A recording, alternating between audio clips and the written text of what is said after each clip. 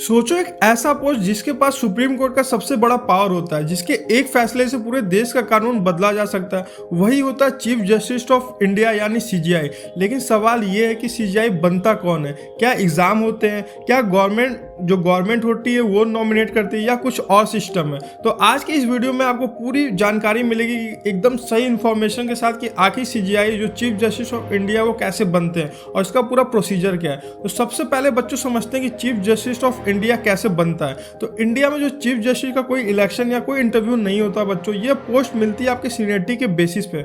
मतलब जो supreme court का सबसे सीनियर जज होता है वही सीजीआई बनता है। आप समझते हैं जो सीनियरिटी है वो कैसे डिसाइड होती है। तो सीनियरिटी एक चीज से डिसाइड होती है कि सुप्रीम कोर्ट में अपॉइंटमेंट की डेट, मतलब जो जज सबसे पहले सुप्रीम कोर्ट ज्वाइन करता है वही सीनियर होता है। एक्सपीरियंस, परफॉर्मेंस, मार्क्स या रिकमेंडेशन कुछ भी मैटर नहीं करता, सिर्फ आपकी अपॉइंटमेंट डेट ही मैटर करती है। आप समझते हैं कि जो सीजीआई को कौन अपॉइंट करता है। तो जब सीनियर मोस्ट जज का सीजीआई बनने का टाइम आता है तो जो लॉ मिनिस्ट्री है या प्रेसिडेंट उनको जो वो है वो उनका नाम रिकमेंड करते हैं। फिर president of India officially order जारी करता है और जज बन जाते हैं चीफ जस्टिस ऑफ इंडिया। मतलब जिस जज का नाम वो रिकमेंड करते हैं वही जज बन जाते हैं चीफ जस्टिस ऑफ इंडिया।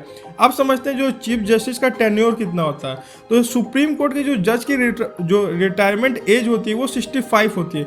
इसलिए जो सीजीआई का टेन्योर डिपेंड करता है कि वो रिटायरमेंट से पहले कितने टाइम के लिए सीजीआई बन रहे हैं। मतलब अपने रिटायरमेंट से पहले जब वो सीजीआई बनते हैं, जैसे मान लो 63 एज में बने तो 2 साल का उनका टेन्योर रहेगा। इसीलिए कुछ सीजीआई का 1 साल का टेन्योर रहता है, किसी का 3 साल और किसी का 2-3 महीने का ही रहता है। आप समझते हैं कि जो चीफ जस्टिस का पावर क्या होती है, मतलब सबसे इंपॉर्टेंट पावर, क्योंकि आपको पता है जो देश का सबसे बड़ा जज है वो चीफ जस्टिस ही है, तो इसका पावर भी बहुत बड़ा होगा। तो इसका क्या क्या पावर है वो समझ लेते हैं बच्चों। तो सुप्रीम कोर्ट की जो बेंच का फॉर्मेशन का काम रहता है वो चीफ जस्टिस का ही रहता है, और कौन सा केस किस बेंच को मिलेगा ये डिसीजन लेना भी उसी का काम है। और हाई कोर्ट के जज का अपॉइंटमेंट में जो की रोल है उसमें भी इन्हीं का हाथ रहता है, और नेशनल जुडिशियल अपॉइंटमेंट कमीशन के काम को मॉनिटर करना भी इन्हीं का काम रहता है, और कॉन्स्टिट्यूशन बेंच कब बैठेगी ये डिसाइड करना भी इन्हीं के हाथ में रहता है। तो शॉर्ट में ये समझो कि इंडिया के जुडिशियल का जो हेड होता है वो सीजीआई होता है बच्चों। तो दोस्तों आप अब जान गए होंगे कि जो चीफ जस्टिस है वो किसी एग्जाम से नहीं बल्कि सीनियरिटी से ही बनता है,